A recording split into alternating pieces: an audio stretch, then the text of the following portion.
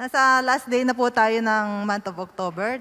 October 31 na po. Bukas po, araw ng, ewan ko, kung araw ng mga patay, araw ng mga buhay, piyesta, o ano po. Basta yun po. Oo, amen. Amen. And thank God for another Sabbath day wherein we can rest in His presence.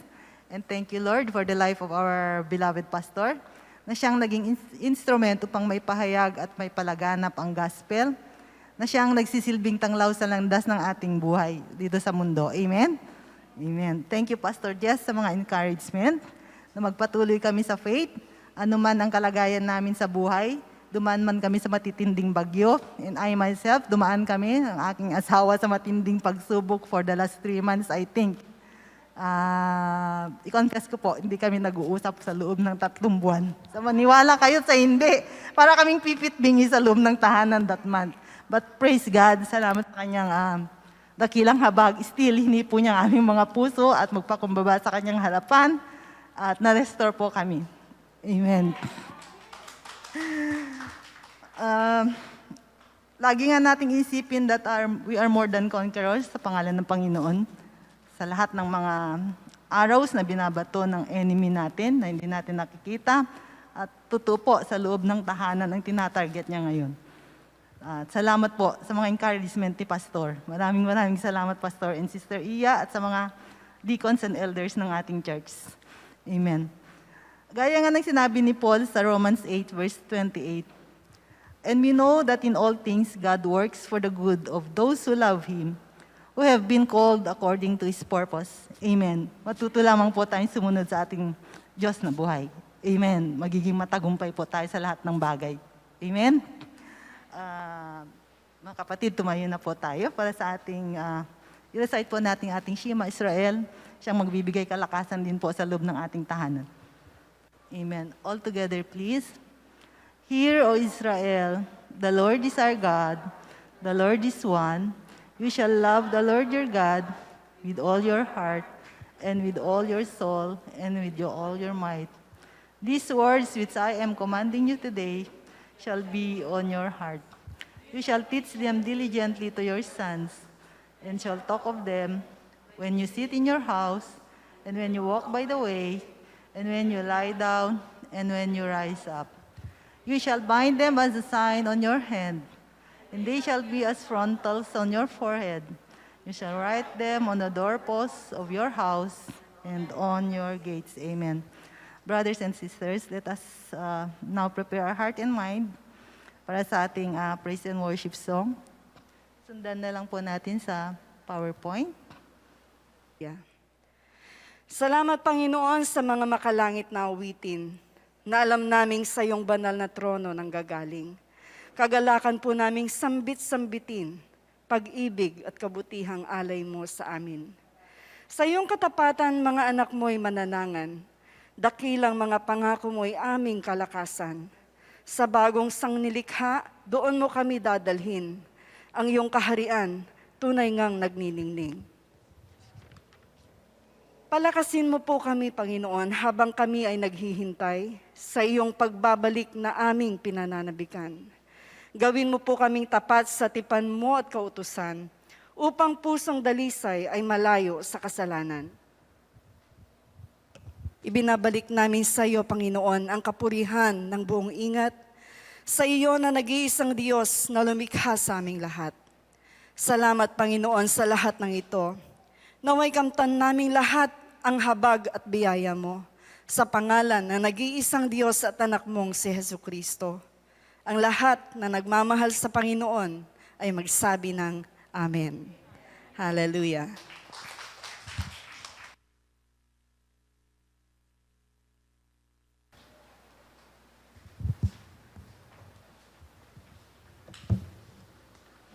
Let's open our Bible on Luke chapter 16, verse 19 to 31.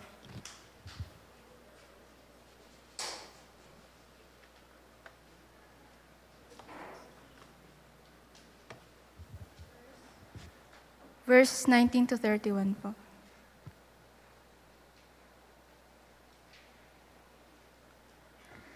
May May isang mayamang nagdaramit ng mamahalin at saganang-sagana sa pagkain araw-araw. At may isa namang pulubing nangangalang Lazaro, tadtad ng sugat na nakalupasay sa may pintuan ng mayaman, upang mamulot kahit mumong nahuhulog mula sa hapag ng mayaman. At doon nilalapitan siya ng aso at dinidilaan ng kanyang mga sugat. Namatay ang pulubi at dinala ng mga anghel sa piling ni Abraham. Namatay rin ang mayaman at inilibing. Sa gitna ng kanyang pagdurusa sa Hades, tumingila ang mayaman at kanyang natanaw sa malayo si Abraham, kapiling si Lazaro. At sumigaw siya, "Amang Abraham, mahabag po kayo sa akin. Utusan ninyo si Lazaro na isawsaw sa tubig ang dulo ng kanyang daliri at panamigin ng aking dila, sapagkat naghihirap ako sa apoy na ito." Ngunit sinabi sa kanya ni Abraham, "Anak, alalahanin mo nagpasa ka sa buhay sa ibabaw ng lupa, at si Lazaro'y nagtiis ng kahirapan. Ngunit ngayoy inaaliw siya rito, samantalang ikaw na may nagdurusa. Higit sa lahat, inilagay sa pagitan natin ang isang malaking bangin upang ang mga narini ay hindi makaparian at ang mga nariyan ay hindi makaparini." Verse 27, At sinabi ng mayaman, "Kung gayon po, Amang Abraham, ipinamamanhik ko sa inyong papuntahin si Lazaro sa bahay ng aking ama, sapagkat ako'y may 5 kapatid na lalaki. Paparoonin nga ninyo siya upang babalaan sila at nang hindi sila humantong sa dakong ito ng pagdurusa." Ngunit sinabi sa kanya ni Abraham, "Nasa kanila ang mga sinulat ni Moises at ng mga propeta. Pakinggan nila ang mga iyon." Verse 30, "Hindi po sapat ang mga iyon," tugon niya. "Ngunit kung pumunta sa kanila ang isang patay na muling nabuhay, tatalikdan nila ang kanilang mga kasalanan." Sinabi sa kanya ni Abraham, "Kung ayaw nilang pakinggan ang mga sinulat ni Moises at ng mga propeta, hindi rin nila paniniwalaan kahit ang isang patay na muling nabuhay." These are God's words.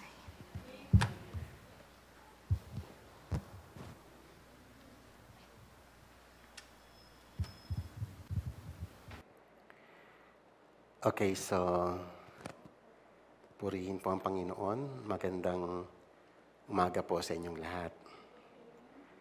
Okay, so ito pong ating pong pag-aaralan. Actually, this is we are aiming for the topic of hell. Kaya lang napansin ko na ang topic na to ay napakahirap palang topic. Kung noon ilang beses kong tinapik yan, hell wala pa pala yun sa malayo pa pala sa realidad yung mga turo ko noon about hell. Ngayon, it is a difficult doctrine, actually. Hindi ko siya kayang i-explain in one sitting.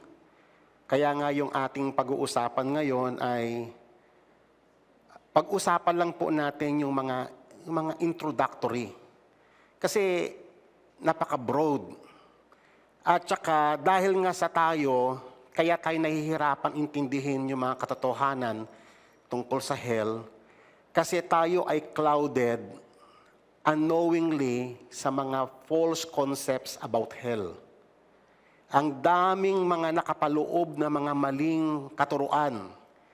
Kasi ganito po yan di ba, ang mga Kristiyano, especially in the first century, ay Greek language sila nun So, nung time na yon ay merong yung influence ng mga Hellenism. Actually, na-encounter na nila Paul yan nung time na yon. Yung mga katuruan ng mga Greeks.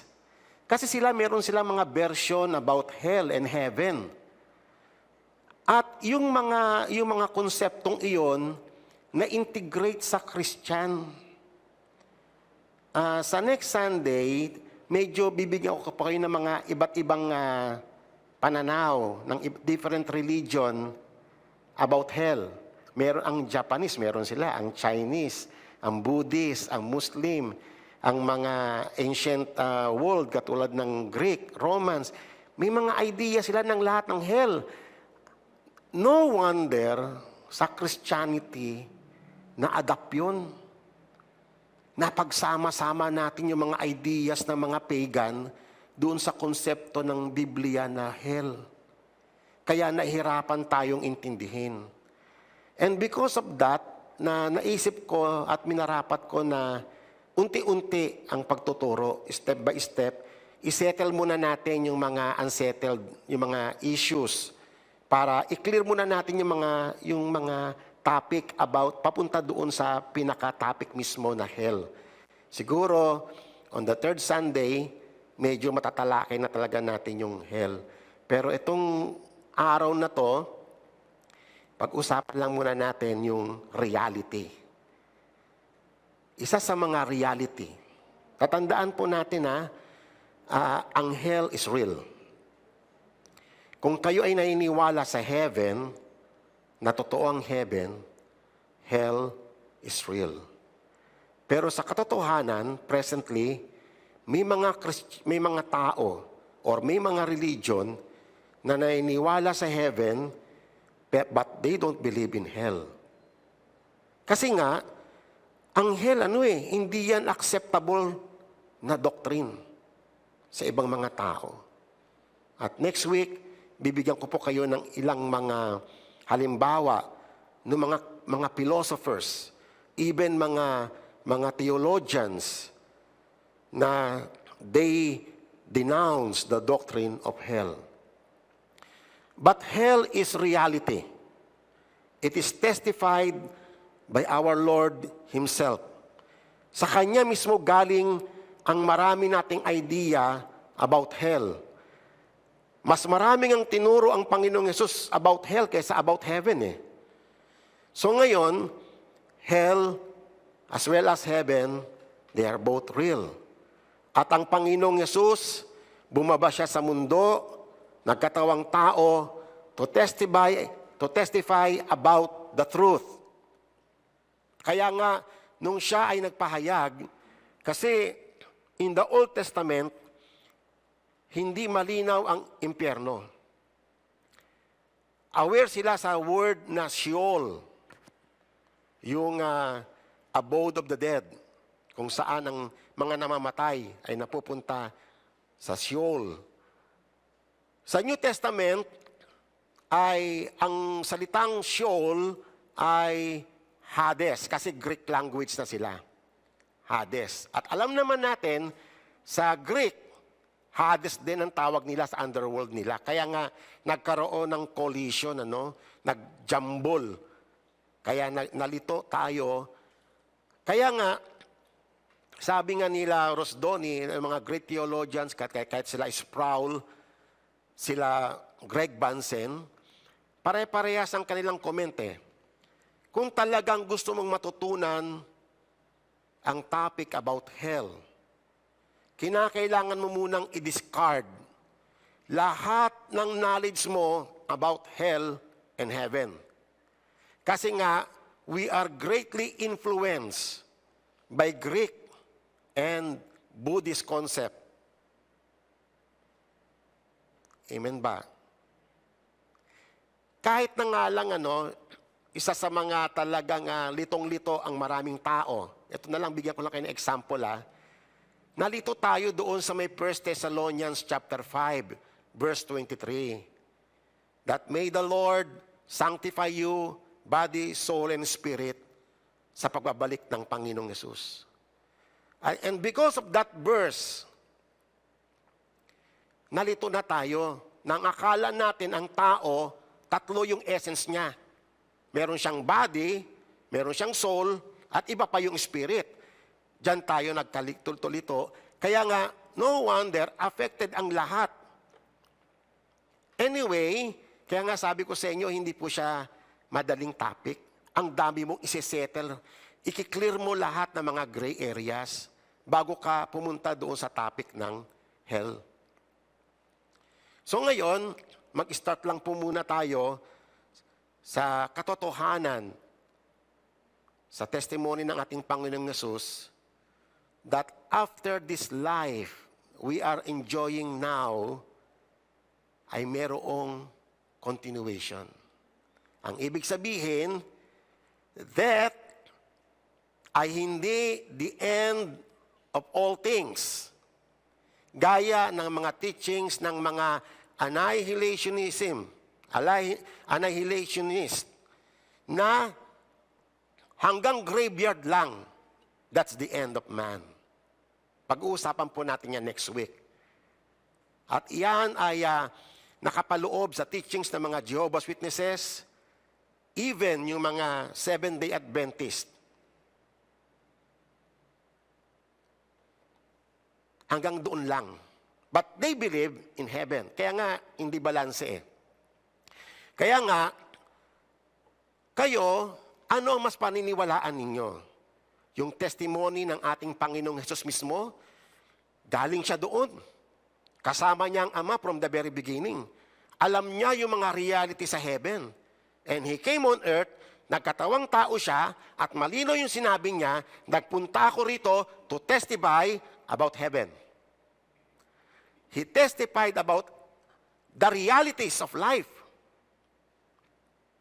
He testified about heaven. He testified about hell. Kaya nga, ano ang mas paniniwalaan ninyo? Yung version ng mga tao na nililito ang mga pangunawa ng tao o yung mismong testimony ng ating Panginoong Yesus? Okay. So, malinaw dito pa lang sa may paksang ito, life after death, na ang ibig sabihin na yung tinatawag nating physical death. Ibig sabihin, alam nyo naman yung physical death, ano?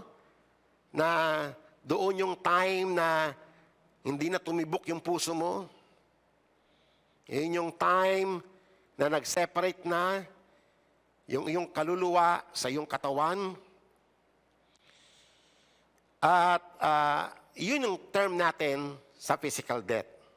But definitely, it is not the end of everything. It is only a transition. Why? Kasi sabi po ng Hebrews chapter 9, verse 27, inasmuch as it is appointed for men to die, ilang beses siya mamamatay? Once. And after death, after physical death, ano mangyayari? Oh, there is judgment. So merong pagpapatuloy. At dito, ang daming kalituhan dito. Okay. So, ibig sabihin, yung physical death is not the end of us. It's not the end of man. It is a transition. Lilinawin ko po yan. Ang kamatayan nating pisikal, kasi meron pong spiritual na kamatayan. Pag-uusapan po natin yan para maging malinaw yan eh. It is a transition pag namatay ang isang tao.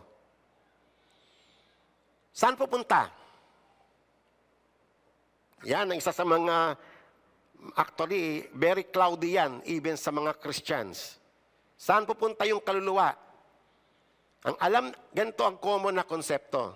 Yung kaluluwa, pag namatay, yung righteous punta ng langit, direkta, at yung masama, diretso in hell. Yan, medyo kasi nga galing tayo sa Greek concept. At ito ay taliwas sa teaching ng Panginoong Yesus. Kaya importante yan, pag namatay ang tao, saan pupunta yung kanyang kaluluwa? Alam natin yung kanyang body, yung kanyang physical body ay nandoon sa graveyard.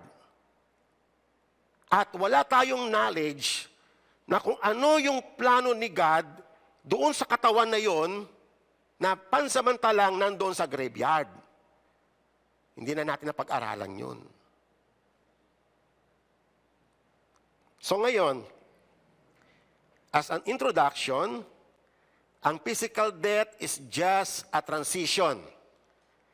Ibig sabihin, ang kaluluwa ng tao ay pupunta muna sa tinatawag na intermediate state. Meron muna siyang intermediate state. Meron muna siyang pupuntahan, hindi po purgatorio. Never na tinuro ng Bible ang purgatory na kung saan yung kaluluwa ng tao is subject to be purged Walang ganun. Yan po ay Catholic teachings, false teachings.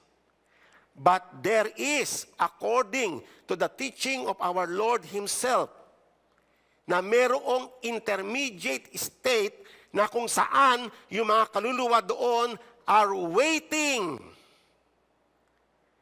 naghihintay doon sa may finality o tinatawag nating day of judgment and resurrection of the dead. Malinaw yan sa scriptures. O medyo na ba nag-start na kayong ma-startle? Hindi po ba? So ngayon, tatandaan po natin, pag namatay ang tao, pupunta siya doon sa tinatawag na Hades sa wikang Griego. At Sheol sa wikang Hebreo. Kaya pag binasa mo yung abode of the dead, ay Sheol ito sa Old Testament. At sa New Testament ay Hades. Iisa lang po yan. They are the abode or the realm of the departed souls or this embodied person. Doon pupunta yung katawan mo, yung kaluluwa mo, sapagkat yung katawan mo ay pansamantalang naiwan doon sa graveyard pansamantala. Amen. Okay. So ngayon, isa sa nagpalito sa atin, tinawag nating hell or impyerno yung Hades or Sheol. Hindi po ba? Kasi why? Tignan ninyo yung mga Bible translation. Ang King James Version, hell, ang translation niya ng Hades. Ang NIV, ganun din. And iba pang mga translation. Siyempre, ikaw na nagbabasa, mapapaniwala ka na yun yung impyerno. But hell is far different sa Hades. O yan, ang isang ano eh. Kaya nga gusto kong linawin yan. Ang Hades or Sheol ay may dalawang compartment. Malinaw yan sa teachings ni Jesus. Meron yung abode or realm of the living na kung saan nandun si Abraham, si Isaac, si Jacob, lahat ng mga righteous people, nandoon lahat ng namatay na righteous ay nasa realm of the living. And that is part of Hades. Ang mga wicked, doon din sila sa Hades, but in another compartment na tinatawag na realm of the dead. But definitely, ang kabuuan ng Hades is not hell. Otherwise, kawawa naman yung mga sila Abraham, sila Isaac, lahat na namatay na Kristiyano, punta pala sila ng impyerno. Kung hell, kung Hades, kung ang hell ay Hades. Nagkakalinawan pa ba tayo? Isa yan sa mga kinakailangan ko linawin. Kaya nga, ayoko kayong biglain. Punta kagad tayo doon sa may topic. Unti-unti muna. I-clear muna natin yung mga air. Linawin muna natin. Ano ba talaga yung tinuturo? Kasi nga, lahat ng konsepto natin galing sa Griego. Na-adapt natin yan. Kasi bakit? Bakit nagkaroon ng problema sa translation?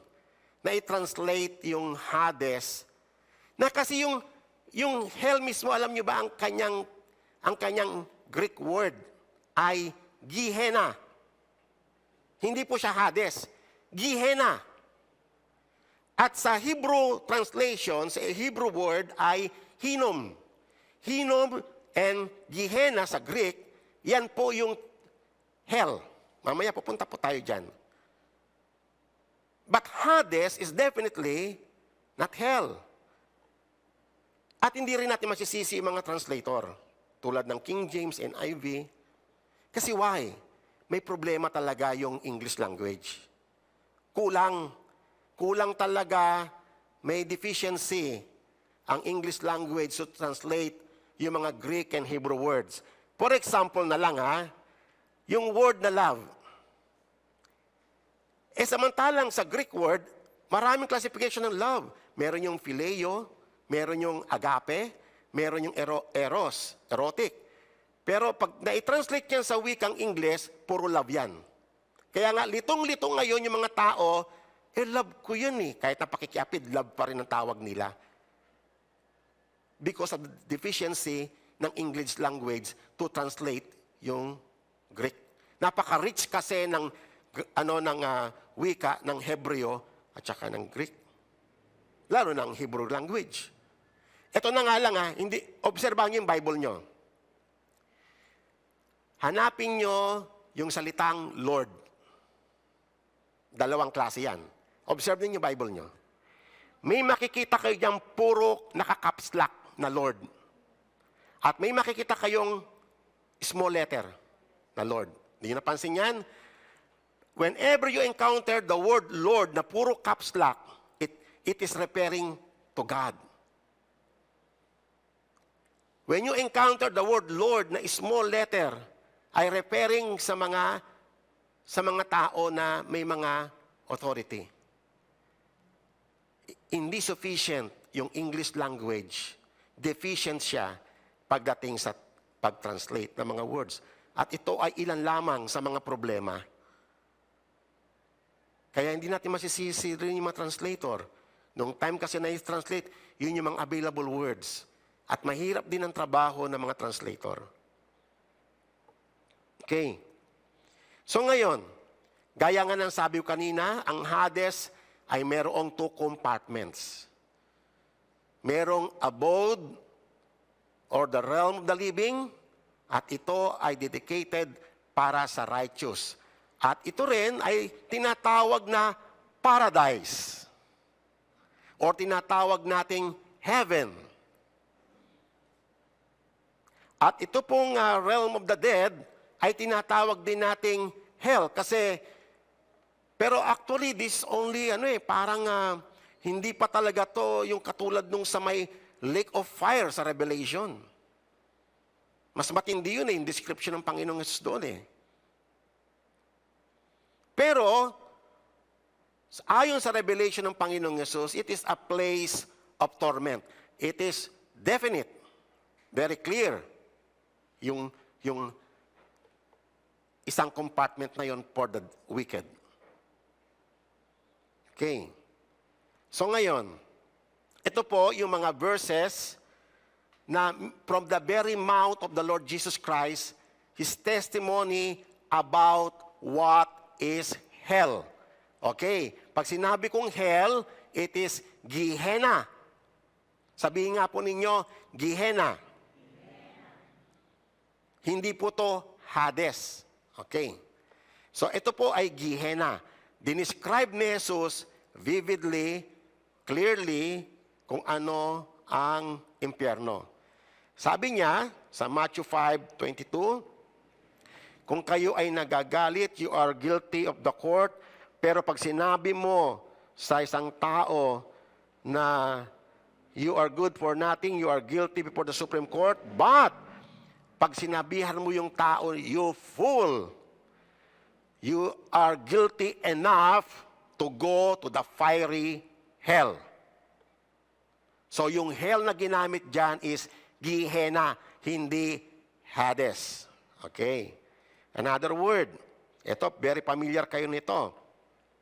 Kung ang mata mo daw ang nagkokos ng Istanbul, mas mabuti pang dukutin mo yan, mas better pa daw na meron kang hindi kumpleto ang mata mo, na pupunta ka sa langit, kesa buong what? Whole? Okay. Tatalakayin natin yan next week. Then the whole body be thrown into the hell. If your right hand makes you stumble, cut it off. Kasi mas better daw na putol yung kamay mo, na pupunta ka, kaysa sa itatapong ka, what? Pakibanggit nyo. Than for the Kasi kaya kung gustong pabasa sa inyo yan, isa yan sa nalilito. Pag sinabing whole body,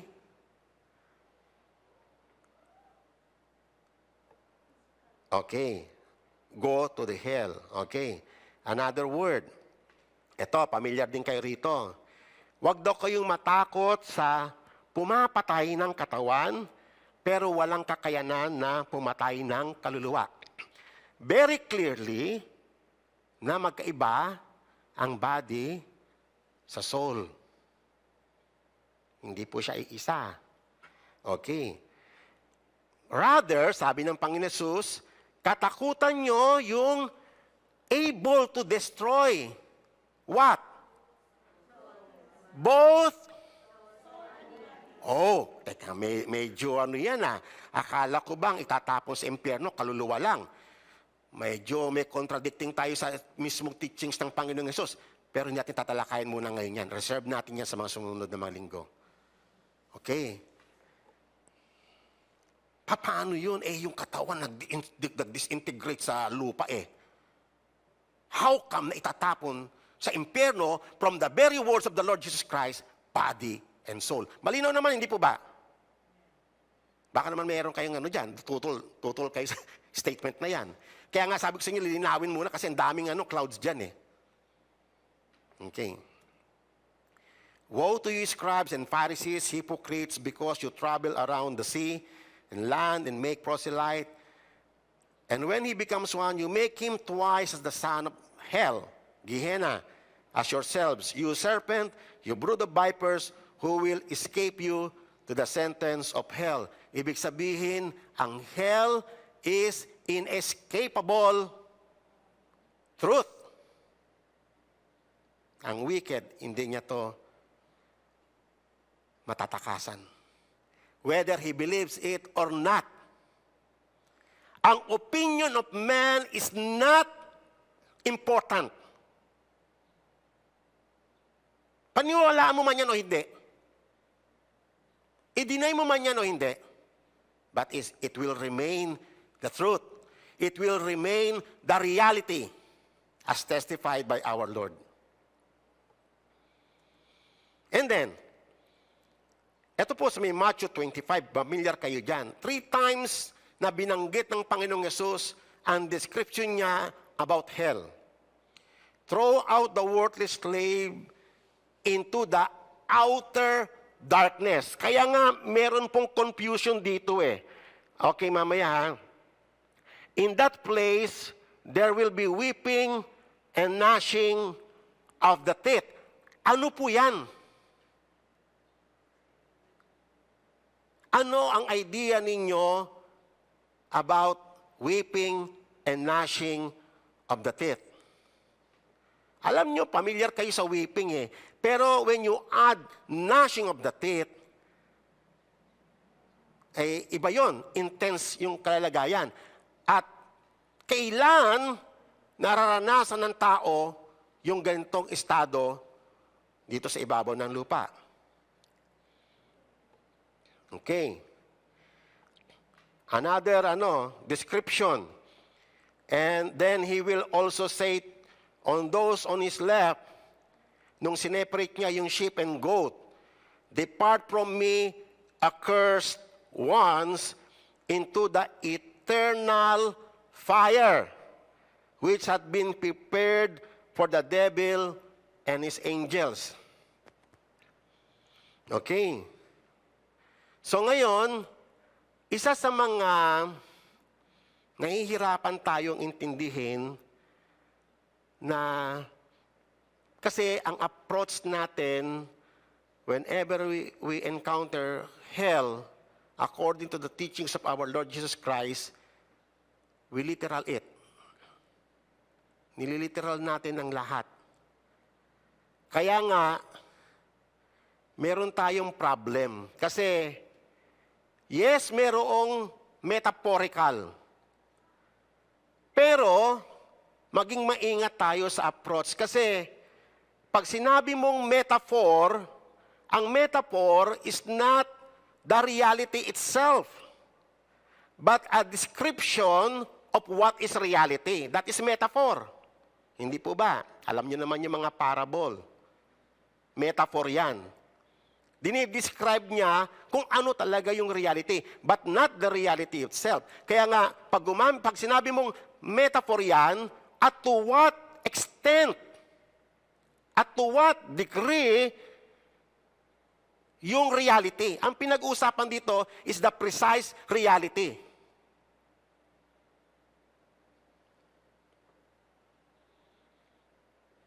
Amen. Kaya nga sabi ko, mahirap na topic ito eh. Hindi po ba? Kasi ganito lang, pag ililiteral mo, may problema tayo eh. Di ba po, ang common concept natin about hell is fire, burning fire. Tama? Saan galing yan? From the word of Jesus Christ. Plus, na-adapt natin yung mga concept ng mga pagan beliefs. Naghalo-halo. Kaya ang tingin talaga natin, solidly, literal fire.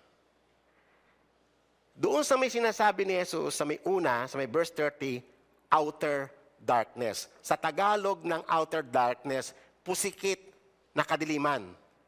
Literal ba yan or symbolic? Kasi yung dalawang iyan is contradictory. When there is fire, there is light.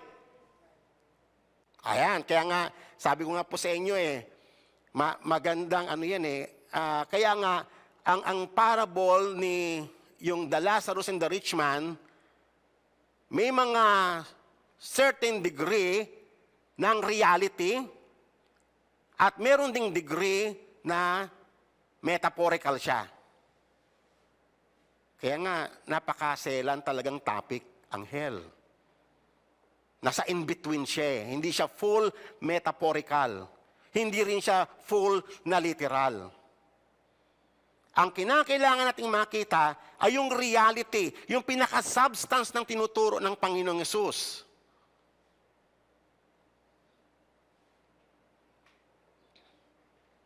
Ito pa, eternal fire which had been prepared for the devil and his angels. Tatalakayin po natin yan next week. This will go into the eternal punishment, but the righteous in eternal life. Alam niyo ba yung salitang eternal, that is controversial. Pagdating sa mga annihilationist, it is controversial. Kaya tatalakayin natin yan next week. Kaya nga, ang dami mong isi-settle talaga, ang dami mong i-clear. Hindi siya actually madaling teachings na akala ko noon, nung nagturo ako about hell, kumuha lang ako ng mga verses, akala ko yun na, hindi pala siya ganun. And then finally, in the book of Revelation, ni-reveal na yung hell as the lake of fire. Kung saan ang unang-unang tinapon doon ay yung beast at saka yung kanya mga false prophet. And then, dinugtungan pa ito sa may verse 10 na doon, the devil himself ay tinapon na siya doon. And he will be tormented day and night. At marami tayong lilinawin sa verse na yan. Then finally, ito na po yung sa Great White Throne Judgment, na ang lahat ng tao ng pangalan ay wala sa Book of Life ay itatapon sa Lake of Fire. Kung saan itinapon yung beast, yung false prophet, at si Satan. Yung lahat ng tao na wala ang pangalan sa Book of Life ay doon ang destiny. At napansin ninyo mga kapatid, death and Hades gave up the dead which were in them, and they were judged according to their deeds. Then death and Hades were thrown into the lake of fire. Tapos na yung intermediate state na pinag-uusapan natin kanina. Tapos na yung purpose niya, at ito na yung pinaka-ultimate, which is the lake of fire. Malinaw, malinaw naman po, hindi po ba?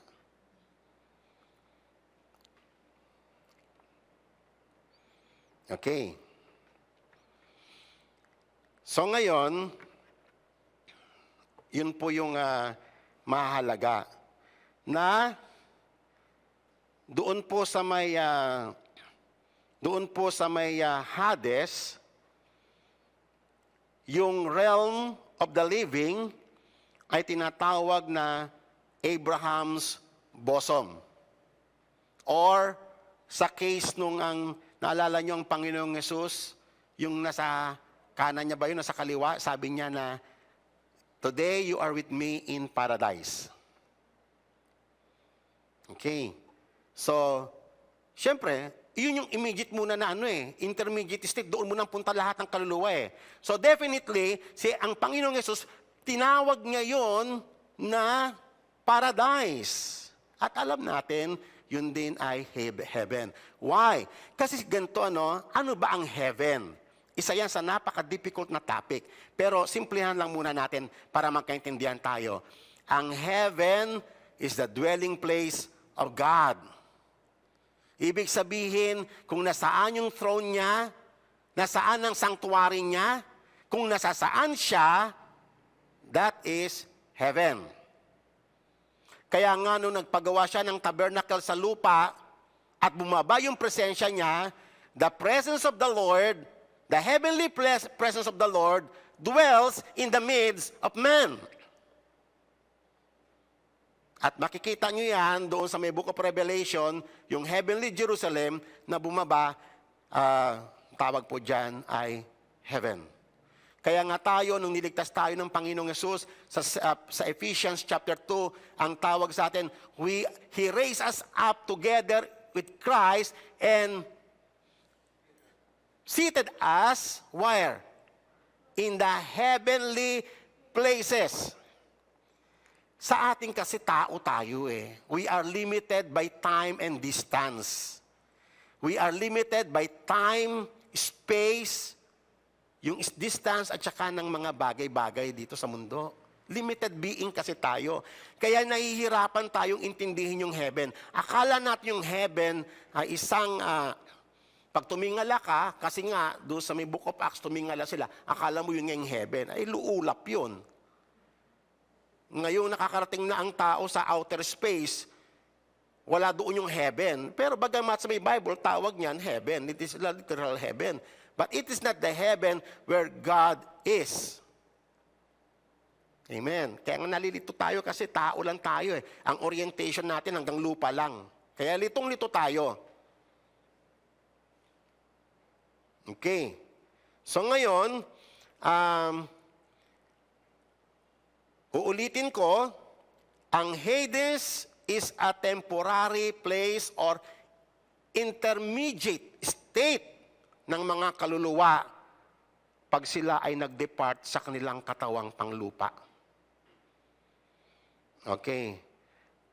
And doon sa intermediate state na yon, they are waiting. Naghihintay sila ng Ayon sa gospel, yung mga kaluluwa na nandoon sa intermediate state ay naghihintay sila ng ng resurrection day. Ano ba mangyayari sa resurrection day? Tignan ko nga po kung may natutunan tayo. Ano pa mangyayari sa resurrection day?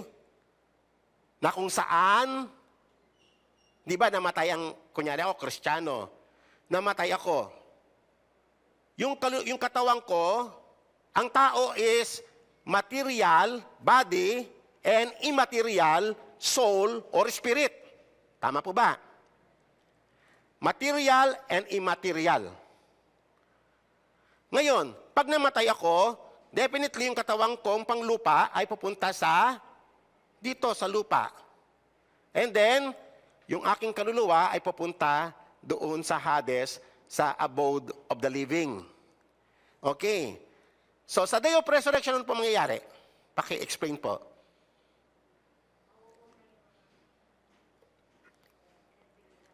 Oo, mabubuhay. Mauna yung mga namatay na, tapos yung mga buhay. Pero what does it mean? Ibig sabihin, mare-reunite na uli yung body niya at yung soul niya. Kasi man was created unity.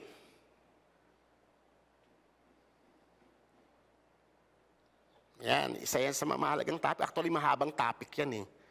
Kaya nga iniisip ko, pag tinalakay ko yan yung body and soul, isang topic kasi ang haba ng discussion dyan eh. Kaya nga sabi ko nga sa inyo, habang nag-study, akala ko noon, okay na yung topic ko, may topic na ako sa Sunday. Nung pinag-aralan ko, ang laki pala. Tapos nung pinag-aralan ko, ang laki pala. Dumadami ang pag-aaralan mo kasi hindi siya simpleng bagay. Doon pa nga lang, lito na tayo sa resurrection eh. Ano ba yung mag-resurrect? Pangalawa, lito tayo, kasi ang term sa namatay na Kristiyano, natutulog, di ba? Sa may Bible, ang dami niyan eh. Natutulog, asleep. Isa sa mga problema, ano yung natutulog? Kaluluwa o yung katawan? Ha? O mamaya na kayo mag-comment kasi baka may magkamali rin tayo. Kasi kahit ako, aminin ko ha, nalito rin ako dyan eh. Hindi pa ako settled talaga, hindi pa ako firm pagdating sa issue na yan, ano ba talaga yung natutulog? O, mamaya, wag muna kayo magmadali kasi mag-establish po muna tayo unti-unti. Okay. So, ito po yung halimbawa ng realm of the living. So, intindihin natin ha, lahat ng namatay sa Old Testament at saka sa New Testament, lahat ng namatay ay napunta doon sa tinatawag na part ng Hades na tinatawag na realm of the living. Okay. O, ito po isang halimbawa sa Isaiah 57. The righteous man perishes, and no man takes into the heart. And devout men are taken away, while no one understands. For the righteous man is taken away from evil, he enters into peace. Wow! Eh kung yung Hades, impyerno, hindi na magpipit yan. Kasi iyan ang puntahan ng mga righteous. At kabilang kayo sa mga righteous. Uulitin ko mga kapatid ha, hindi tayo righteous by ourselves. Hindi tayo naging righteous by our deeds. God made us righteous through Christ. Baka akalain mo kasi yung righteousness mo, ikaw yun kasi gumagawa ka ng mabubuting gawa. Yung ating mabubuting gawa, maganda yan. Kaya lang hindi siya sufficient, hindi yan nakaabot sa standard ng Panginoon. Aminin natin, ang dami nga natin palpak eh. Nagkakamali tayo from time to time. Habag lang ng Diyos ang nagpapanatili sa atin, kaya tayo ibinilang sa matuwid. But definitely, it is not by your own. It is by the grace of God. Okay? And because of that work of God in us, God made us righteous. Therefore, ang tayo na mga hinirang ng Panginoon ay candidate dito sa realm of the living pag tayo ay pumanaw. Amen po ba? Bet parang malungkot naman kayo. Nakakalungkot ba yung, ayaw natin pag-usapan ng kamatayan? Kasi takot tayong mamatay. Pero alam nyo ba, sabi nga ni Apostle Paul, it is better for me na kung dito lang, kung paano siya, kaya lang kasi si God may pinapagawa pa sa kanya. Sa totoo lang, diyan wala nang sakit, wala nang karamdaman, wala nang problema. Dito, daming problema, daming mga habuling tseke, ang daming taong nagagalit sa'yo, ang daming problema rito, lagi sumasakit ulo mo sa pamilya mo, sa ano, ang dami. And yet, ayaw mong bitawan ng mundo. Pero ka mag-alala, kapatid, kasi ang kamatayan naman, in-appoint ni God, hindi mo, huwag ka namang pakamatay. Baka naman madali ka naman pumunta dyan. Saktan mo sarili mo. Hindi po ganun tinuturo ng Bible. Ang buhay ay in-appoint ni God sa atin. Siya ang nagdetermine ng haba ng buhay natin. Okay? So pag dumating yan, tanggapin mo.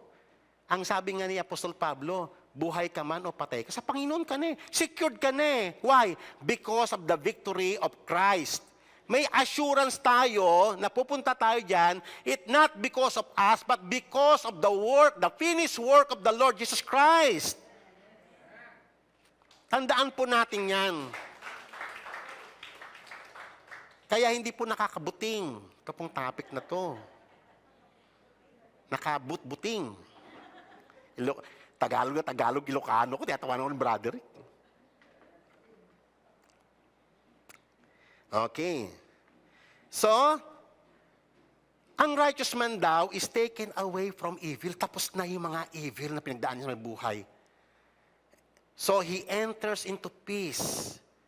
Alam nyo ba, sa totoo lang ngayon, hindi mo pa nga alam i-express talaga yan kung ano talaga yung peace. Bagamat nakakaranas tayo sa mundong ito ng kapayapaan, pero it is ang layo-layo sa peace talaga sa presence ng Panginoon. Ngayon, meron kang joy, alam mo sabihin yung joy, pero yung joy mo sa lupang ito, punong-puno pa rin ng trouble. Far, very far sa joy sa presence ng Panginoon. Kaya nga pag napunta ka dyan, ayaw mo nang babalik sa lupa eh. Pero hindi ganun ang purpose ng Panginoon. Actually, napakalaki kasing topic nito. Hindi ko kayang i-discuss in one sitting. Okay. So, he enters into peace, they rest in their beds, each one who walk in his upright way. Alam nyo ba yung paglakad natin, kung bakit man tayo nakaka-obey sa Panginoon, it is because of you? Oh, it is because of the Holy Spirit na ibinigay sa atin.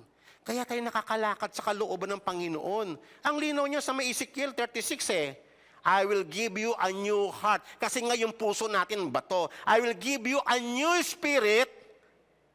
Kasi yung spirit natin stubborn. Ayaw sumunod sa law ng Panginoon. Kaya daw ibinigay ang spirit para makasunod ka sa daan ng Panginoon. So definitely, hindi yan galing sa atin.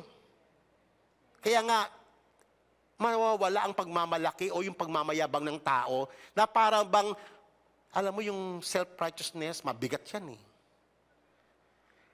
Pero pag alam mo yung ginawa ng Panginoon, yung grace ng Panginoon, yun na yung confession mo.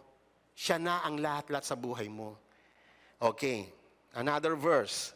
Kaya nga sinabi ng Bible, precious in the sight of the Lord is the death of His godly ones. Kaya nga precious nakangiti ang Panginoon. Kasi nga, secured na because of the victory of Christ in us. Secured na tayo.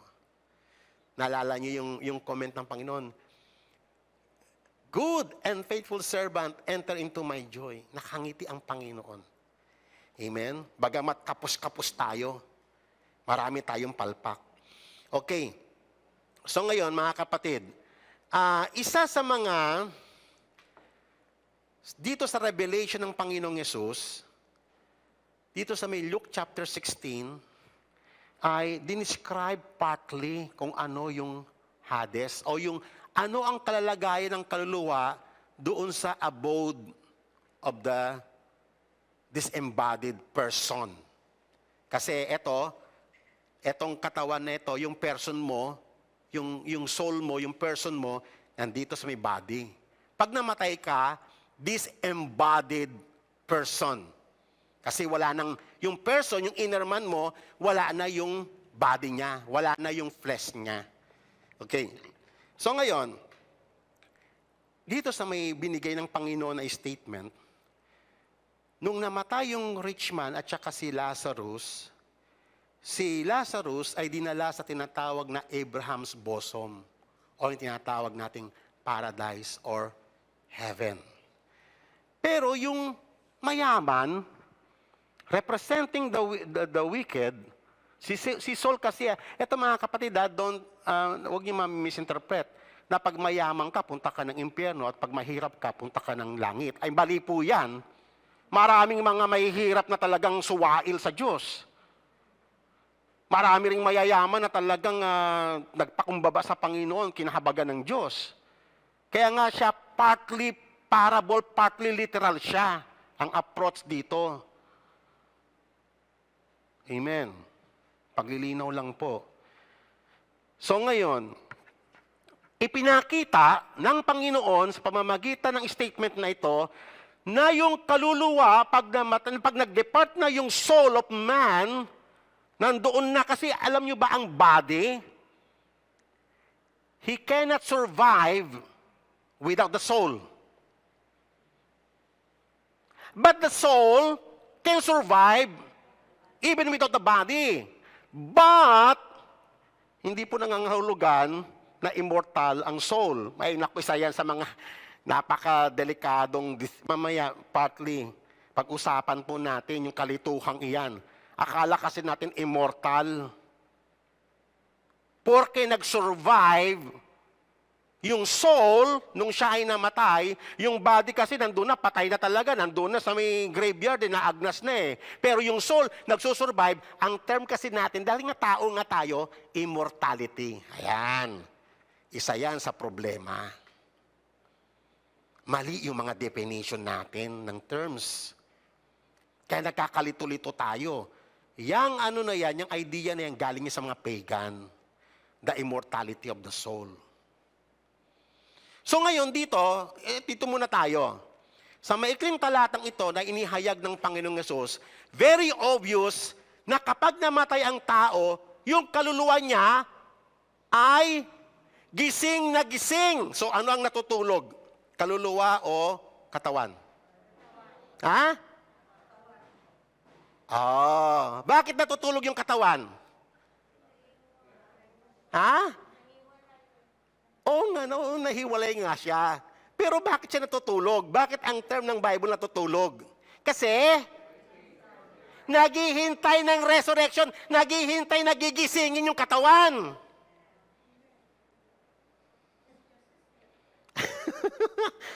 Hindi mo ako nagagalit. Alam mo, ang preacher minsan yan ang problema. Lalo na kami ay nako, buti nga si Brother Rick, maaga siyang na-withdraw sa ganyan. Ay nako. Minsan, pag gusto ko magbigay ng emphasis, napapataas pati boss ko, pero doon ako nagagalit Masaya nga ako. Mamaya, pagkatapos na, kukurtin ako ni Brother Rick.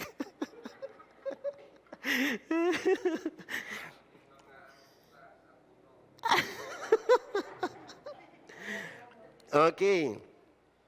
So, gising, tatandaan po natin ayon sa statement ng Panginoon.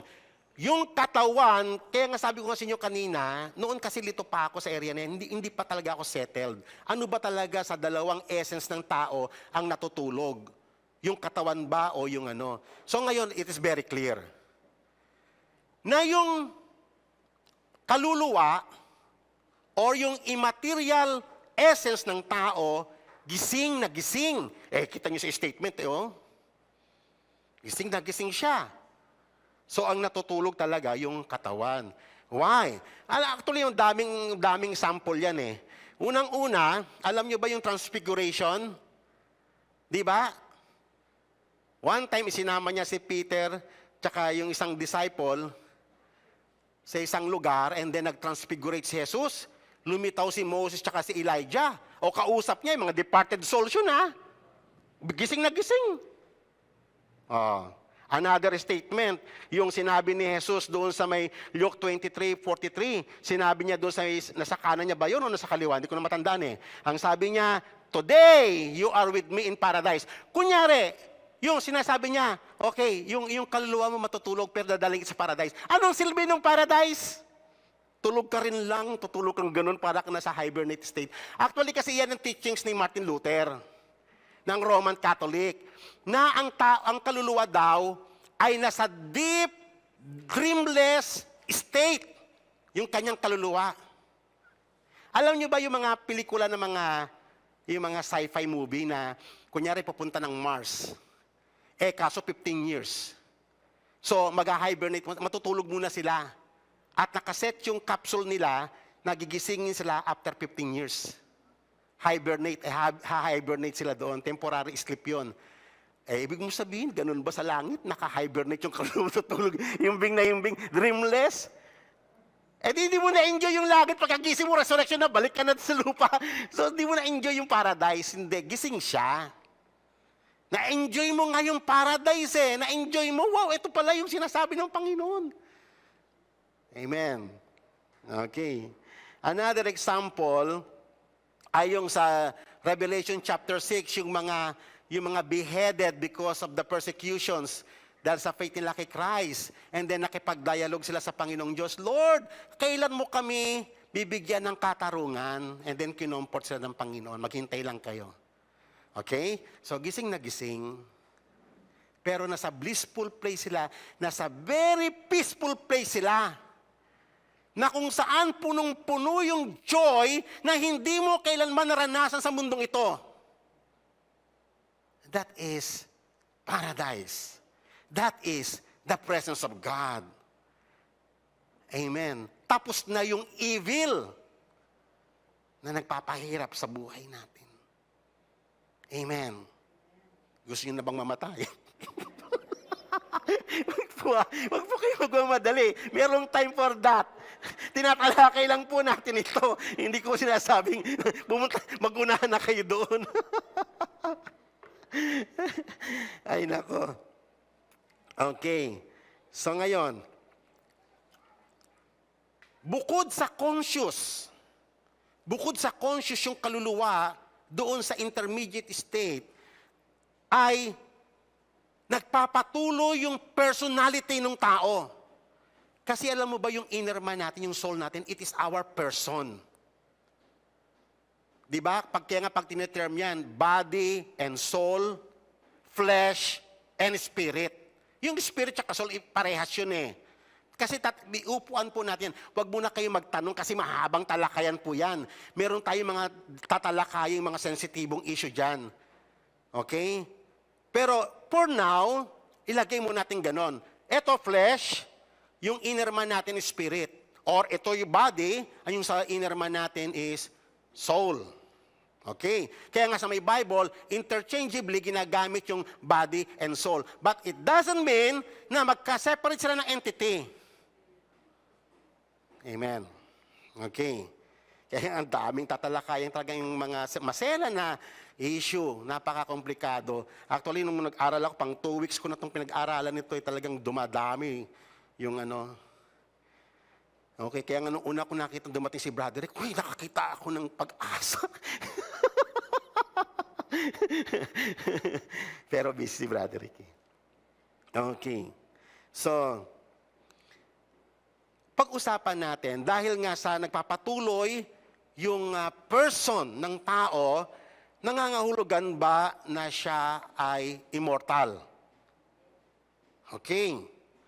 So, kasi yun nga kasi nga sa terminology natin, kapag mahaba, kasi it survives the flesh eh. Yung flesh niya nandoon sa graveyard eh, nag-survive yung soul. So, ang term kasi natin dito, immortal yon. Actually, yan yung term ng mga Greek, ng mga Buddhist. Kasi sa kanila, dualism, alam nyo ba yung dualism na katuruan nila, na para bang dalawang separate entity na mas mahalaga yung kaluluwa or spirit kaysa sa body. Kaya nga yung mga Buddhist, di ba, kung mag-fasting, halos patayin nila yung katawan nila kasi mas mahalaga yung spiritual realm. Pero talagang totally unbiblical. Minsan, tangay-tangay natin mga Kristiyano, ganun. Kaya pag yung idea natin ng fasting, ganun. Nagpa-fasting tayo para mas malakas na espiritu. Kasi pag mas malakas yung espiritu mo, mas malapit ka kay God. Wrong! That is unbiblical. Both body and soul are equal important sa Panginoon. Equally important sa Panginoon. Kaya nga yung dalawang iyan ay may programa ng kaligtasan kay God. Both body and soul.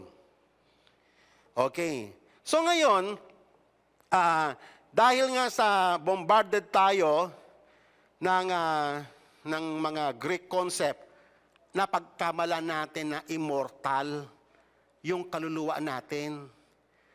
Alam niyo mga kapatid, sabi nga ng talatang ito, sa Timothy, diniscuss ni Apostle Paul sa 2 talata, it is only God who possesses immortality. Wala nang iba. Alino pong talatang yan, no? Who alone possesses immortality. Si God lang yon. Ibig sabihin, walang creature sa created universe na immortal. Amen. Hindi yung kaluluwa ng tao, definitely hindi immortal. Kasi ganito ang immortal, parang si Jesus. Bago siya nagkatawang tao, nag-exist na siya, immortal na siya noon. And then nung namatay siya, nagpapatuloy pa rin siya. That is immortality. Ang tao may beginning ka, pinanganak ka eh. So hindi ka immortal. At kung ano man yung haba ng iyong buhay, it is by the grace of God. Kasi yun yung dinetermine ng Panginoon. Even yung sun na ilang libong taong nag-exist, still, they are not immortal. Nothing in this created universe ay immortal, wala. Sigad lang. Not even Satan, the demons, or angels. Walang immortal. Malinaw po ba sa may statement na to? Gusto ko marinig yung amen kasi baka naka-question mark eh. Malinaw po ba sa statement nito na sigad lang ang may immortality? Ayan. Kasi magkalinawan tayo kasi pag tinalakay tayo, pag nag-progress sa pag-aaral, iiwanan na po natin yan. Kasi nakakaintindihan na tayo na sigad lang ang immortality. But, alam nyo ba mga kapatid, according to the gospel of Jesus Christ, tayo ay pinangakuan din ng immortality. Yan ang blessing of the gospel. Yan po ay sinabi sa 2 Timothy chapter 1 verse 10, sa appearing ni Jesus Christ ay i-abolish niya totally yung death at dadalhin niya yung kaganapan ng buhay and immortality according to the gospel. Bibigyan tayo yung divine nature ng Diyos na immortality ay pagkakalooban tayo ng pang-igagrant ni God. Pero definitely ngayon, hindi immortal yung ating kaluluwa. Bagamat nag-exist siya sa long period of time, kaya siya nag-exist dahil iyon yung tinakda ng Diyos sa Kanya. But He is not immortal. Mali kasi yung ating definition. Kaya paglilinaw lang po ng terms. Amen. Kaya nga, sa may 1 Corinthians chapter 15, very lengthily tinalakihan ni Apostle Paul na darating daw yung time na itong mortal body natin ay papalitan na ng immortality. Kaya nga tayo naghihintay pag sa Resurrection Day, meron na tayong we possess immortality. Completely. Amen. Masaya po ba kayo? Gusto niyo na bang mauna? Wag po muna. Wag kayo magmamadali. Nagpapatawa lang po ako. Okay. So ngayon, balikan po natin yung kwento kasi dito may mga ilang mga importanteng description ang Panginoong Yesus about afterlife. So, nandito nakita po natin yung rich man nagmamakaawa kay Abraham. Sabi niya doon, Father Abraham, have mercy on me and send Lazarus so that he may dip the tip of his finger in water to cool off my tongue, for I am in agony in this place. Kaya nga, you cannot interpret it literally. Kasi, isipin mo inflame, ang init-init, magpataka nga ng tubig doon sa mainit na mainit, gaganon lang yun eh. So, you cannot take this literal. But may mga area na very clear, na conscious, nandoon yung person, may dialogue. Actually, kilala niya pa yung mga kapatid niya, naalala niya pa eh. Amen po ba? Yun yung mga obvious sa may parable. But yung some details, you cannot take it literally. Kaya nga nasa between siya ng literal at saka metaphorical. So ang hinahanap natin as we interpret the Bible ay yung reality. Okay. But Abraham said, Child, remember that during your life you received your good things and likewise Lazarus bad things. But now he is being comforted here and you are in agony. Dito, ang obvious na pinapakita ng Panginoong dito about reality, that the abode of the living is a place where God is comforting us. At ang obvious na description ng abode of the dead na para sa mga wicked at sa mga unbelieving ay a place of torment. Yun po yung obvious. Maliwanag po ba yun? At merong great chasm na yung mga nandito ay hindi po pwede mag-teleport dito. Okay? Walang ganun. At definitely, yung mga nasa paradise, siya lang po, may gusto lumipat doon. Yung mga nandito lang may gusto lumipat doon. Hindi po ba? So, it is impossible. Ano man yung ano doon, I don't know. At ayoko mag-speculate about that. Okay? Hindi na safe yun. Ito, this is very important verse para ma-identify natin si God sa buhay natin. Ito ay shocking statement na nireveal ng Panginoon doon sa mga Sadducees. Kasi yung mga Sadducees hindi sila naniniwala sa resurrection. So maling-mali yung kanilang mga idea about resurrection, kaya nirebuke sila ng Panginoong Yesus kasi akala nila, sabi, nagbigay nga siya ng halimbawa na merong ilang magkakapatid, asawa ng ganito, by levirate marriage, asawa muna ng panganay yung ganitong babae, kasi namatay yung lalaki, so yung ayon sa kanilang kostumbre, yung kasunod na lalaki, kung binata siya, yung mapapangasawa niya yung kanyang hipag. Okay? Kung lahat yun namatay, sabi, ang tanong doon ng Sadducee, pag nasa langit na ba, sinong asawa niya? Sabi niya, maling-mali kayo. Maling-mali ang pagkakaintindi ninyo sa scriptures. Doon wala nang kasalan, iba na ang kalalagayan ng tao after resurrection. Iba na. Kasi yung soul natin na nandun sa intermediate state, taglay-taglay niya pa yung etong ating katauhan. So nandito lahat. Pagdating doon sa may resurrection, after resurrection, ibang-iba na. Pero hindi ko kayang i-describe kasi wala pa ako doon.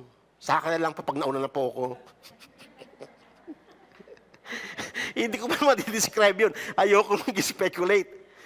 Ibang-iba na yung kalalagayan. Kasi yung fullness yung fullness ng plano ng Panginoong Diyos, kitang-kita na natin lahat ng promises ng Panginoon. Okay, pero this is very important verse na nireveal ng Panginoong Yesus about reality. Sabi niya, as touching, discussing the resurrection of the dead, have you not read that which was spoken unto you by God, saying, I am the God of Abraham, the God of Isaac, and the God of Jacob. At ito po yung bombang iniwan niya. God is not the God of the dead, but of the living. Okay. O ilagay mo yan sa konteksto ng Hades. Puro mga departed souls ito. Ito ay abode of the living at abode of the dead. So, si God, ang sabi niya, ako ang Diyos dito. I am not God of the dead. Take note ha, whenever the Bible speaks of the dead, it refers to the wicked, to the unbelieving. Kahit nga sa Revelation, whenever you encounter the word na, and the dead will be judged according to their deeds. Yung dead na yon is, sa mga Hudyo, alam na nila yung terminology kung sino yung dead. It does not refer to the believer na sinave kasi buhay sila. Amen. Ito paglilinaw ito kasi ganito, no? Tayo ay may buhay na sa Panginoon by virtue of the Lord Jesus Christ. Buhay na tayo. Ngayon pa lamang ay nararanasan na natin yung buhay. Ngayon, dahil buhay ka na, si God na ang Diyos mo. Pag namatay ka, definitely, punta ka doon sa abode of the living. Malinaw po ba yun? On the other hand, baliktarin natin, kung ako masama ngayon, I am disconnected with God, I am dead. Tama po ba? At pag namatay ako, saan ako pupunta? Alam nga naman, magbago yun. Kaya nga, tatandaan po natin, God is the very essence or principle of life. And death, and the essence of death is separation ka from God who is the source of life. Parang ganito, di ba sa bahay mo meron kang ganito, may mga bumbilya ka, may ilaw ka. Kasi nga may power ka kasi nga nakakonekto sa isel ko. Eh, paano kung pinutol ng isel ko yan dahil di ka nang babayad? Oh. Kahit na may mga ilaw ka dyan, wala ka ng liwanag. Ganyan ang tao, cut off na kay God because of his sin. He is dead. Declared ng Bible, dead. So ngayon, ang sin ang nag-separate sa tao, sa Diyos. Sin brought death into the world. Kaya namatay ang tao. Kaya siya, tatandaan po natin ang kasalanan is not a normal part of creation. Take note ha, kasi nung ginawa ni God ang langit at lupa, wala pa yung kasalanan noon. At nung wala pa yung kasalanan, wala pang death. Nagkakaintindihan ba tayo? Wala pang death. Hindi porke walang death ang tao noon na nangangahulugan na immortal siya. Hindi siya immortal. Bagamat wala pa siyang kamatayan. Before yung sin before yung fall. Hindi pa rin siya immortal. Merong time na tinakda si God ayon sa kanyang ebanghelyo na magiging immortal ang tao. Amen. Paglilinaw lang po ha. Paglilinaw lang kasi akala natin noon kasi nung prior hindi pa siya nagkakasala, akala natin immortal na yung tao kasi hindi siya namamatay. Kasi nga mali yung terminology natin ng immortality. Okay. So ngayon, tatandaan natin, ang kasalanan o yung kamatayan na dala ng kasalanan ay malfunction ng creation. Amen. It is abnormality. Hindi siya normal part of men. O, tignan niyo yung mga buhay ng tao ngayon. Ang kasalanan, normal part. Normal. Sa exercise mo ng profession, kailangan may konting kasalanan. Di ba? Kailangan nandun naka-augment na yun. Sa politics system natin, sa educational system natin, sa economic system natin, sa lahat ng kinikulusan ng tao, nandoon na integral part ng kasalanan na para bang hindi po pwedeng wala yun. That is abnormality. Malfunction ng creation na ginawa ng Panginoon. Okay, so kaya nga sa resurrection, itutuwid na lahat yan. Actually, ngayon pa lamang, nung niligtas na tayo ng Panginoon, itinutuwid na ng Panginoon ang lahat ng malfunction na to sa buhay natin. Tama po ba? Eh noon sa lalaki, normal lang uminom. Pag, kunyari kami ni Brother June, okay, ni Brother Rick, hindi kami po pwedeng umupo sa harapan ng isang table, nagtatagal kami ng 30 minutes nang wala kaming iniinom. Di ba? Ngayon umiinom pa rin naman kami. Tsaka, kape. Kaya tumataba, puro pulutan na. Wala na yung alak. We can live without it. Kasi malfunction yun, abnormality yun, hindi yun normal eh. Di ba may mga tao nga, even mga Kristiyano, struggle pa rin dito eh. Kasi hindi ako makatulog pag di ako uminom ng Red Horse. Pakamot na lang ako ng ulo eh. Bakit? Normal ba yun? Pinanganak ka, uminom ka ng Red Horse? Ginagawa kasi natin normal, yung abnormal. Tama? Ginagawa nating new normal. Okay. So ngayon, nung tayo tinawag ng Panginoon, itinatama na yung mga mali, yung mga abnormality, binabalik na sa normal. Yung malfunction ay dinadala na sa tamang functionality. Amen po ba? That is yung ginawa ng Diyos sa atin. That is Christianity. Hindi nagpapatuloy ka sa corruption, hindi nagpapatuloy ka sa error, hindi nagpapatuloy ka kung ano yung mga mali. I-justify mo pa. O hindi ka Kristiyano. Hindi ka na born again. Kasi yung na born again, naiintindihan niya yun. Amen po ba? Kung dati ikaw sugarol ka, di na, hinto ka na dyan. Kung dati like ka nang dadaya ng kapwa mo, humihinto ka na dyan. Kung dati, utang ka kaliwat ka na, tapos pagsisingiling ka, ikaw paggalit. Di ba? Humihinto ka na sa mga ganun. Lahat itinatama na unti-unti by the grace of God. Itutuwid yung mga mali natin. Okay. So ngayon, ito po. This is very clear in this passage sa tinuro ni Apostol Pablo sa Ephesians 2, verse 1 to 6. yung dati nating kalagayan at yung bago nating kalagayan. Sino daw tayo dati?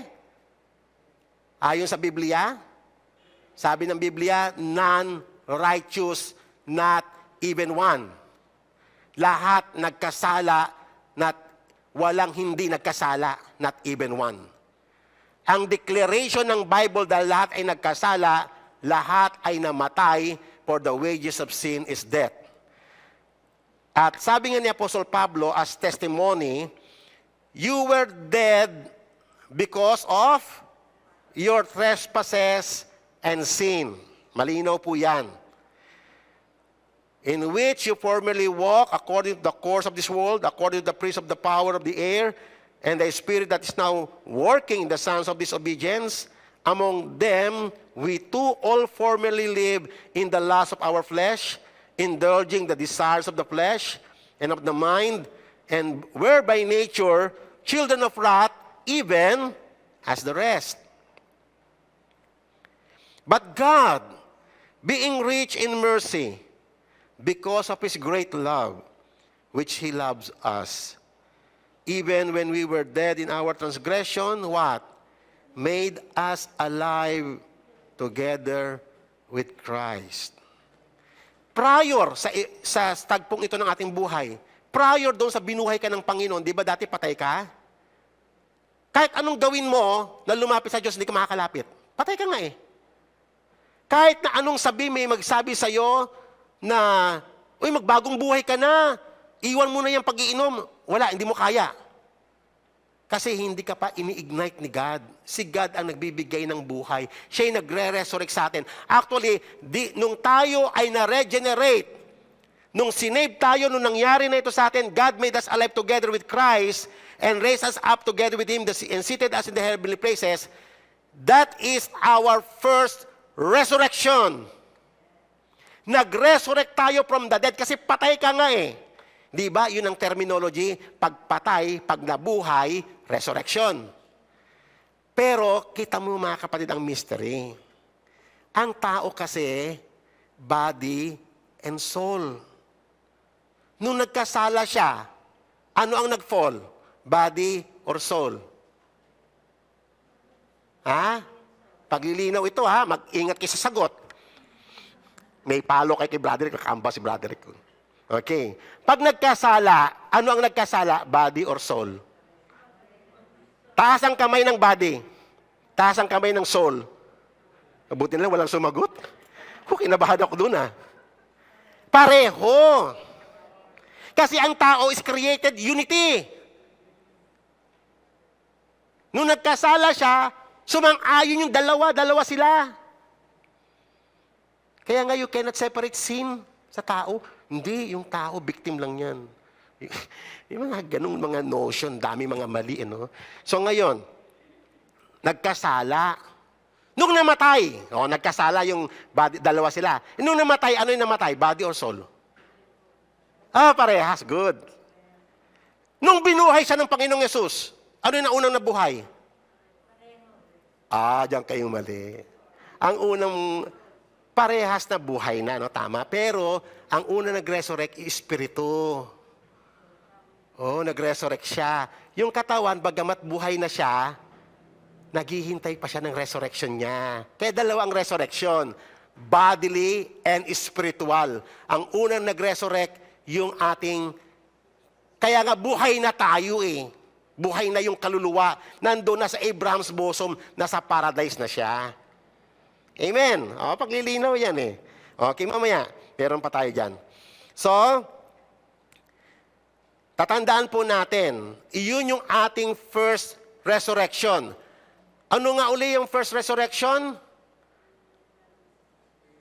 Spiritual resurrection, and we are waiting for another resurrection, which is the bodily resurrection, na kung saan mag-unite na yung body and soul.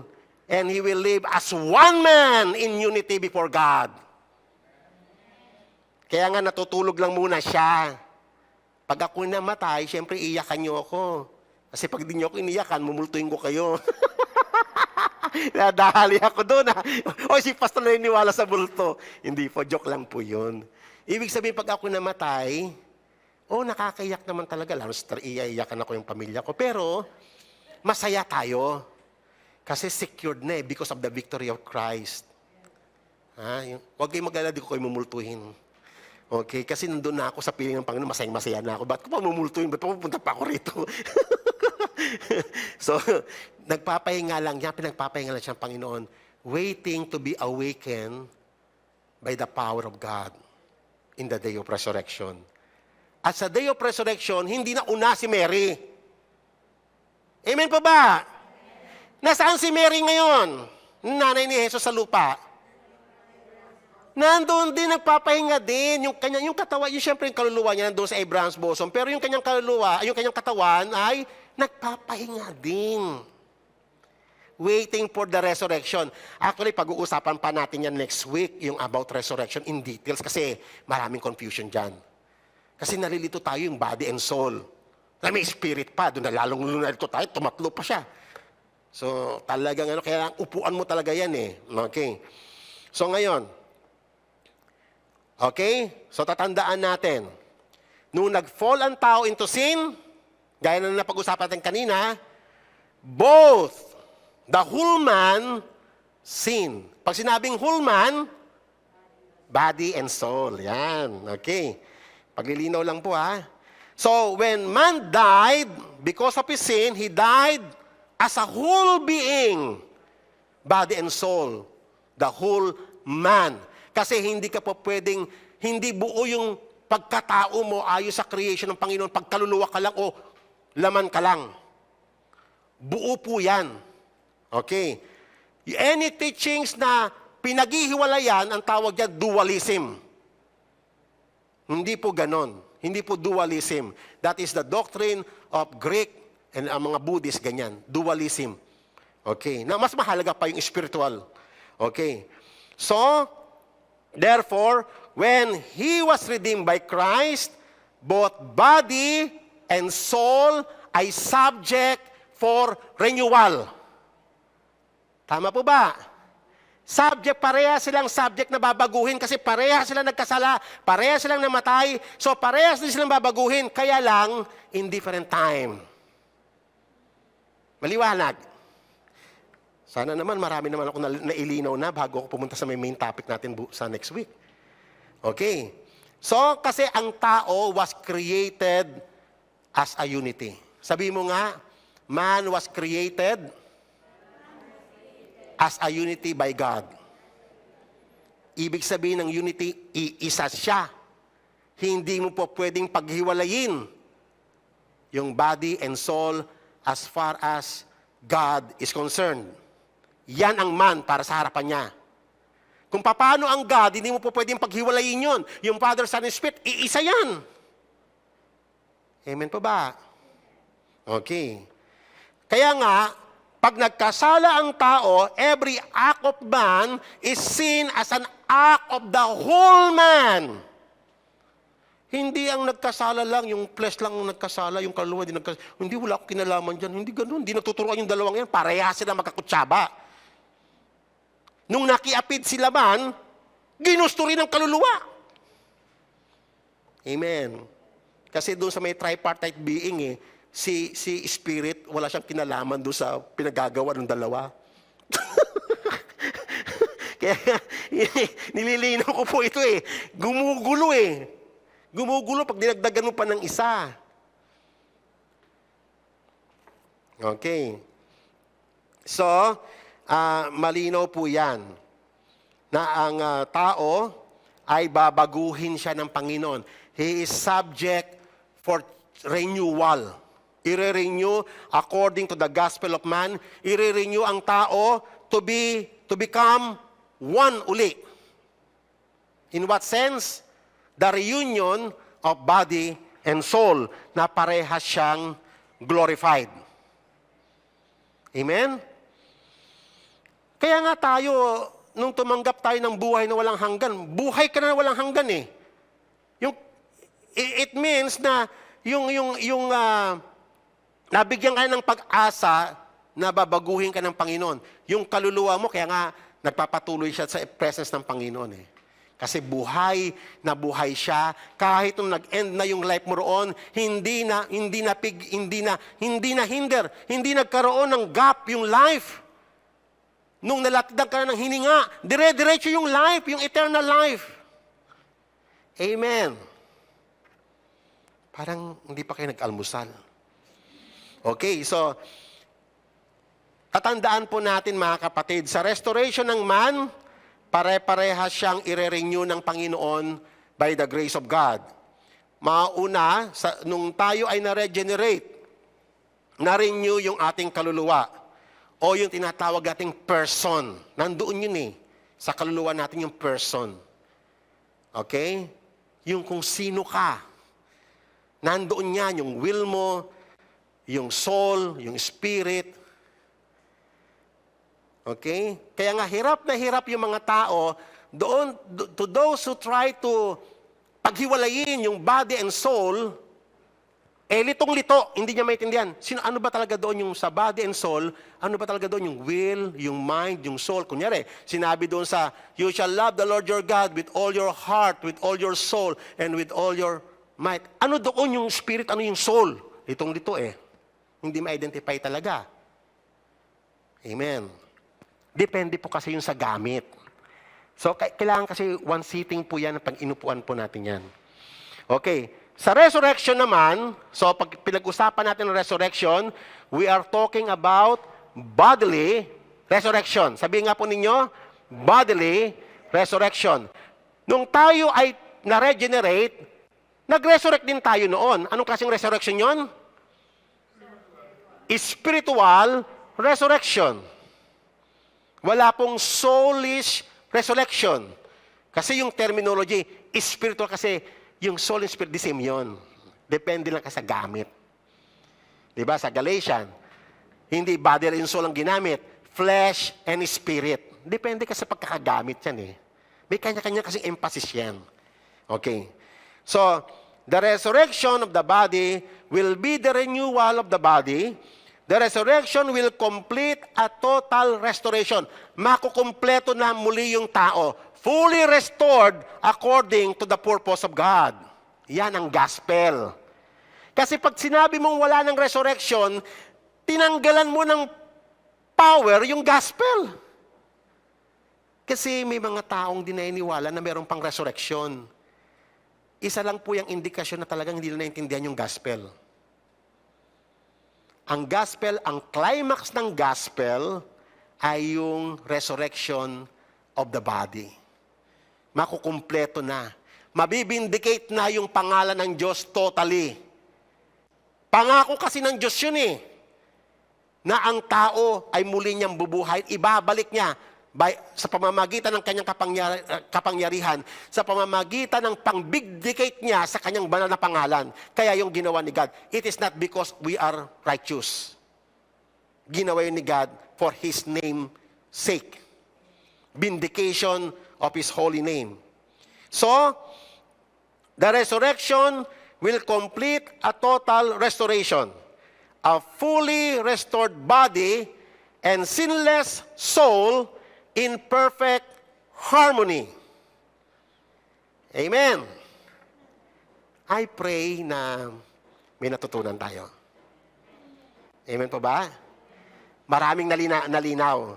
Maraming mga shady o mga cloudy parts na medyo, natanggal-tanggal na yung mga cloudy parts. Marami pa. Next week, marami pa tayong tatanggalin pa kasi ang dami. Okay.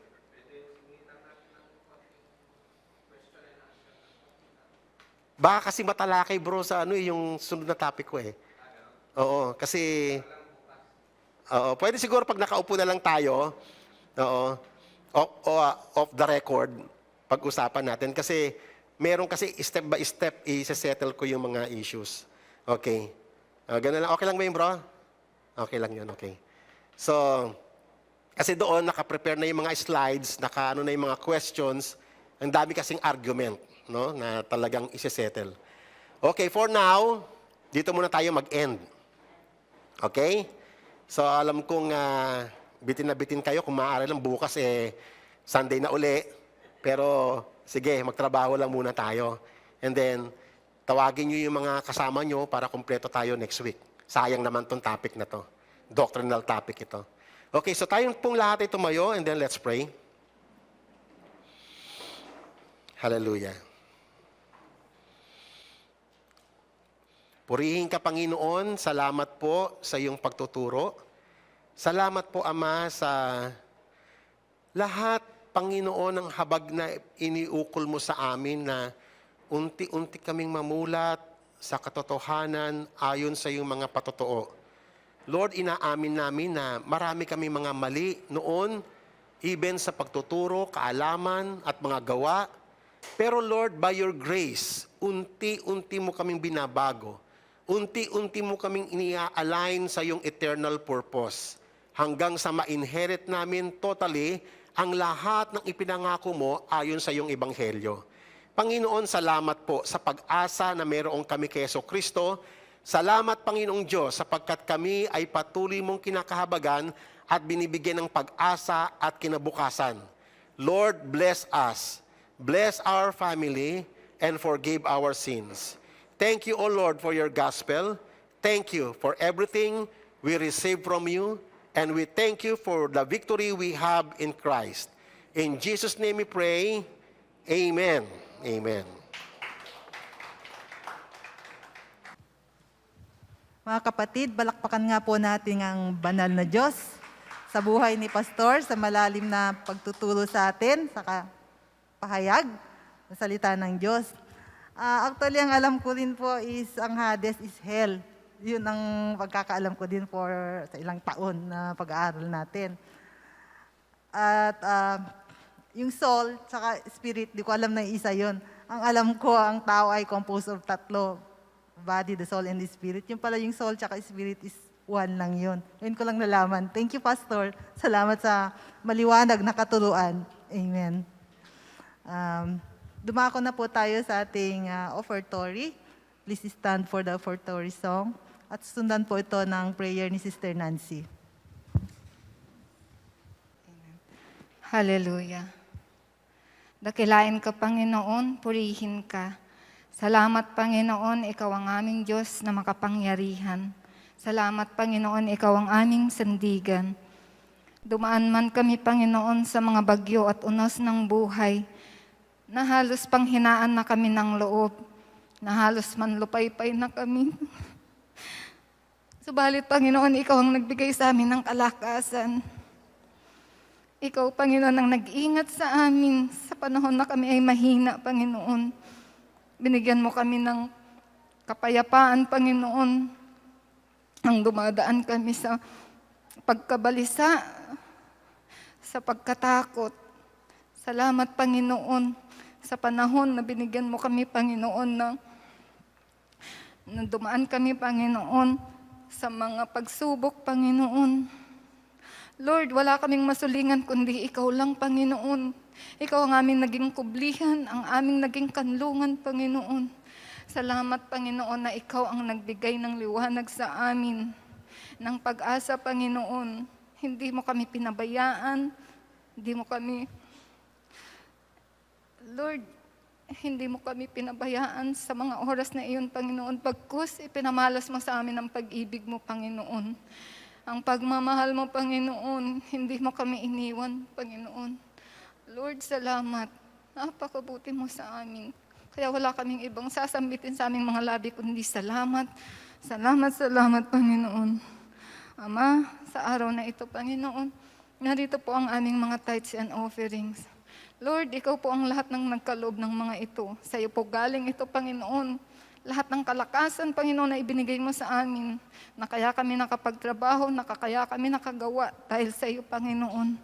Lord, kaya narito po kami, binabalik namin lahat ng ito para sa iyo, Panginoon. Nawa tanggapin mo po ito, O Lord God. Nawa, Panginoon, pagpalain mo po ang lahat ng ito at magamit nawa sa iyo, Panginoon, sa iyong kaharian, Panginoon ko. Lord, sa iyo po namin binabalik lahat ng papuri, pagsamba, kadakilaan, Panginoon. Sa pangalan ni Jesus, Amen.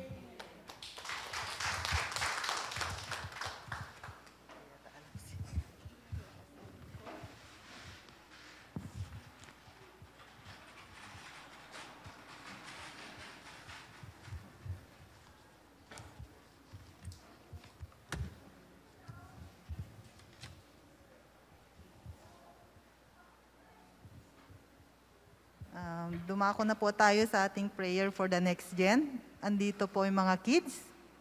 I-represent ulit ni Little Ellie, yung mga kids natin. At sa young people naman, meron naman po. Si Lance, yan, dalawa sila. At saka yung young people, punta po tayo sa harapan upang may panalangin ni Sister Baby.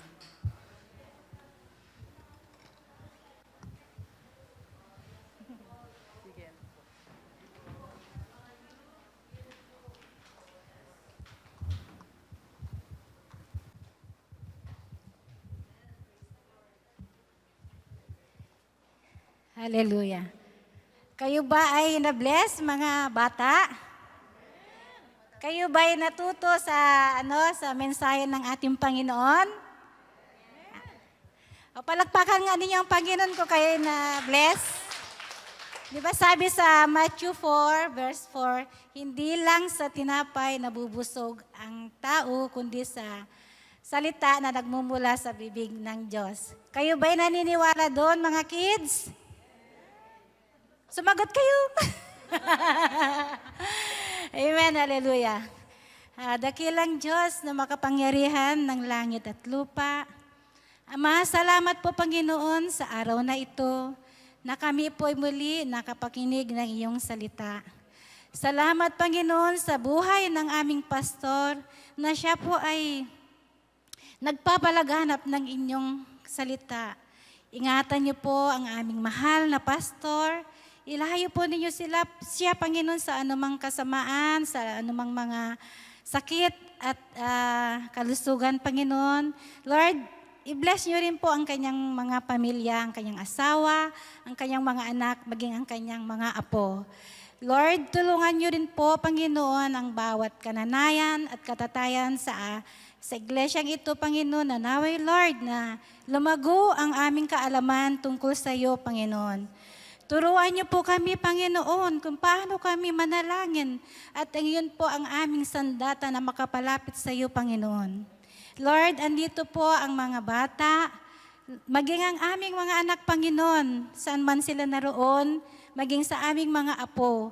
Lord, tulungan niyo sila, Panginoon, na mamuhay, na ayon sa iyong katwiran. Maghari ka, Panginoon, sa bawat buhay nila. At ituwid po ninyo, Panginoon, ang kanilang landas, Panginoon, sa tama, Panginoon, na naway, Panginoon, na hindi sila malinlang sa anumang mga pagsubok, Panginoon, sa mga gawa ng makamundong bagay, Panginoon. Panginoon, turuan niyo po sila, Panginoon, kung paano sila manalangin para sa ganun, Lord. Dahil nasa inyo, Panginoon, ang kanilang kinabukasan. Nasa inyo, Panginoon, ang kanilang pag-asa at nasa inyo, Panginoon, ang kanilang kaligtasan. Tulungan niyo po sila, Panginoon, sa kanilang pag-aaral at naway, Lord, na ikaw ang kanilang ang future nila, Panginoon, ay nasa inyong makapangyarihang kamay. Ituwid niyo po sila, Panginoon, at samahan niyo sila lagi, Panginoon, sa lahat ng kanilang aspeto sa kanilang buhay. Salamat po, Panginoon. Nagyamang kami king kaapo, ket madaydayaw tinagam mo. Sa pangalan ng aming Panginoon na si Yesu Kristo.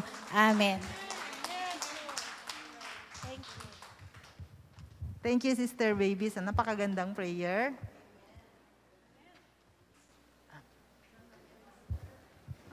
Dadako po tayo sa ating announcement. May special announcement po ba, Sister Iya, for the pastoral ministry? Okay po. November 9 po, that is Tuesday. Tuesday po, pastoral ministry natin. Maghapon po ito. Next Tuesday pa po, hindi itong coming Tuesday. Anong oras po, Pastor? 8:30 po hanggang hapon na yun. Hanggang matapos po. Paki-invite po yung mga kakilala nating mga pastor din o those who want sa maging pastor someday. Attend po tayo. Amen. Then, servant on call next week po natin, MC po natin, si Sister Raquel. Ang ating scripture reading, may request Sister Ellie Jean. First Sunday, opo. Ang ating offertory, si Sister Rosie Apalisok. Sister Rosie. Next. Ang ating prayer for the next gen, may request Brother June Apalisok. Okay po. Available po next week. Thank you po. And then ang ating midweek service po, tuloy-tuloy pa rin yun dito sa ating service center, 5:30. At ang ating youth fellowship, face-to-face na ba? Virtual pa rin. Brother Suriel, face-to-face ng ating youth fellowship sa Friday. Okay po. Yung mga young people pa natin, pa-invite na lang po, text na lang po para maka-attend sila. Okay? Wala na po. Wala nang further announcement. Wala pa naman po yung ating December, Sana matuloy na. Sana matuloy na. Magkakaroon po tayo ng ladies meeting. This coming next week sa First Sunday.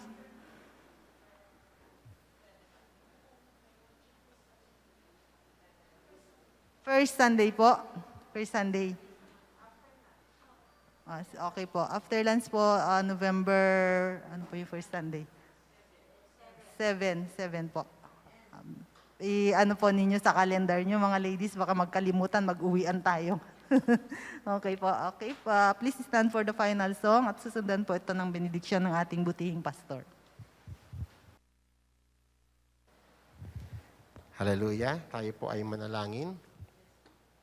Salamat, Ama, sa araw na ito na kami ay tinipon mo, kinahabagan, pinagpala, at patuloy mo kaming ninonoris sa iyong salita, ng iyong kapangyarihan, ng iyong kaalaman, at ng iyong presensya. Salamat, Panginoon, sa nagdaang linggo. Salamat sa iyong pagliligtas. At sa darating na linggo, kami po'y nagpapasalamat na sa lahat ng biyayang inilaan mo para sa amin. Lord, thank you, O Lord, dahil sa iyo, mayroong kaming kinabukasan, pati ang aming pamilya. Mayroong kaming aasahan, sapagkat ang aming pag-asa ay nakasalig sa katapatan ng banalong pangalan.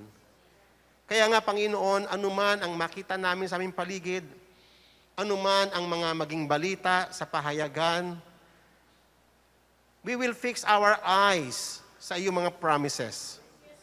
Sapagkat you are the sovereign God, the sovereign ruler over everything, at ikaw ang may hawak ng lahat ng pangyayari, at walang bagay na nangyayari ng lingid sa iyong kapangyarihan.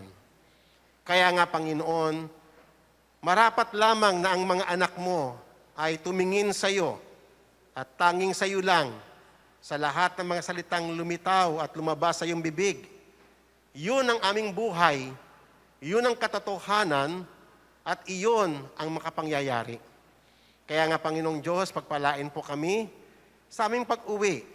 Taglayin namin lagi, O Lord, ang tagumpay ni Jesucristo. Nang sa ganon, sa lahat ng aming ginagawa at ginagalawan, ay lagi naming taglay-taglay ang tagumpay na ito. In every sphere of our lives, that we will proclaim that Jesus is Lord. Bless us all. I-bless mo po ang mga anak mo, Panginoon, sa kanilang mga hanap buhay sa taong ito, sa linggong ito. I-bless mo po ang kanilang mga katawan. Bigyan mo sila ng mga kalusugan. Ingatan mo sila sa panahon ng pandemic. At patuloy, O Lord God, na mag-progress kami sa iyong kaharian. Mag-progress kami sa kaalaman at pagkakilala sa iyo. That we will devote our lives, our family, Panginoon, sa paglilingkod sa iyo. Lord, thank you sa iyong ebanghelyo. Salamat sa iyong kaharian. Sa iyo ang kapurihan at pasasalamat, tanging sa pangalan ng aming Panginoon tagapagligtas na si Jesus. Amen. God bless you all.